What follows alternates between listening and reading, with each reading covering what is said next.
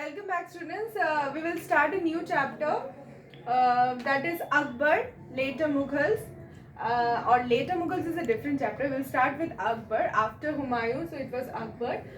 Here in this chapter, we'll be dealing with how Akbar was, how his empire was, how he had initiated a conquest and how he expanded the territories, then how about how able administrator he was, and his policies and various other topics we'll be dealing with in the next class. Today we'll be dealing with these portions.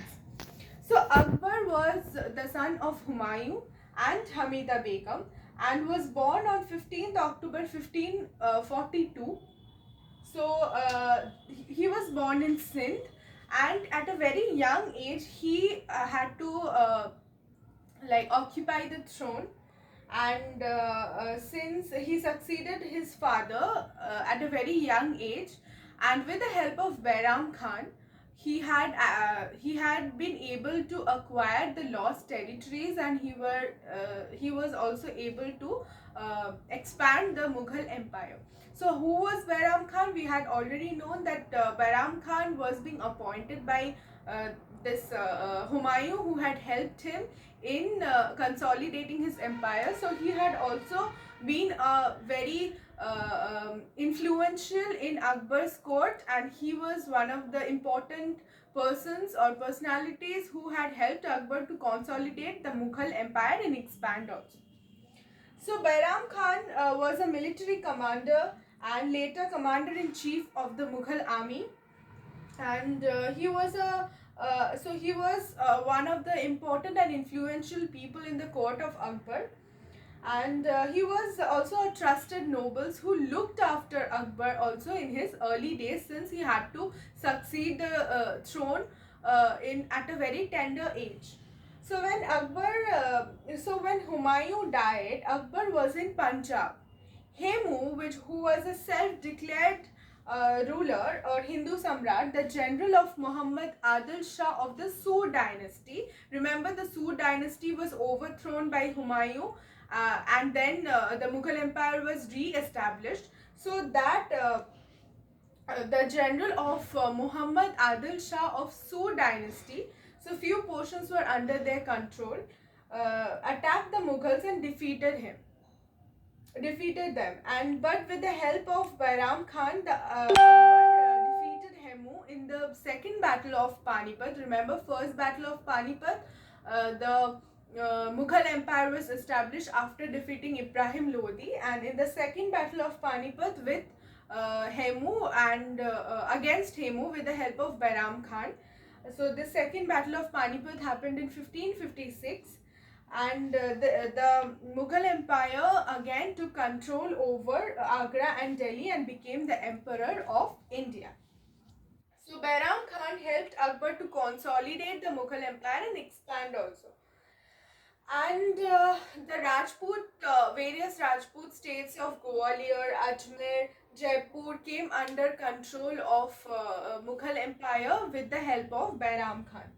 So now after a few days in Akbar's court, Bairam Khan became very influential, and there were some discrepancies between Akbar and Bairam Khan. So Akbar, who ascended the throne and who had full powers, immense power when he was in the age of 18, he dismissed Bairam Khan, and he dismissed intolerable Bairam Khan and ordered him to make a Hajj Yatra to Mecca. So Bairam Khan became a rebel, and Akbar defeated Bairam Khan but later forgave him. So this was the impact of Bairam Khan on Akbar and the Mughal empire.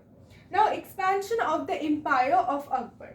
So once Akbar was gained full power over the empire, and he became a full-fledged emperor, he organized and laid various campaigns throughout the provinces of India in order to consolidate and expand the Mughal empire. So he succeeded conquering the central India as well as the vast lands in the east and the west. So under Akbar's rule, it is considered that a huge part of India came under control of the Mughal Empire. So, before his death, Akbar succeeded in establishing a large empire which was bounded. Now, the empire was bounded by the Himalayas in the north, Godavari in the south, river Godavari in the south. Then, east and west, it extended from Hindu Kush and Brahmaputra in the east. So, you can see how huge the territory was. Brahmaputra, river Godavari, then this left was the Hindu Kush mountains and the Brahmaputra in the east. So this was the extent of the Mughal Empire. The Rajput policy and the direct conquest of Akbar helped him to expand his empire. So this was about the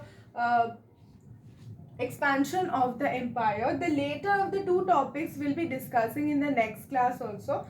So about the Rajput policy of Akbar, I'll give you a very small or crisp summary. The next class will be discussing in detail. So Rajputs, he had a matrimonial. He actually used diplomatic tactics to win over the Rajputs, because he understood that without winning over the Rajput states, he would not be able to establish his empire on a vast region of India. And that also, the Rajputs were very important and very brave fighters, and their warfare techniques were very very useful also, as well as they were brave soldiers. So if he would include the Rajputs in his army, then it will benefit him. So he had actually started matrimonial alliance with the Rajput states, which helped him win over the Rajput states, as well as which included many important personalities, Hindu Rajputs, in his court as well as in his army. And direct conquest, he has made direct conquest in various parts because he had a very strong, well organized and disciplined army, which helped him to win over certain states.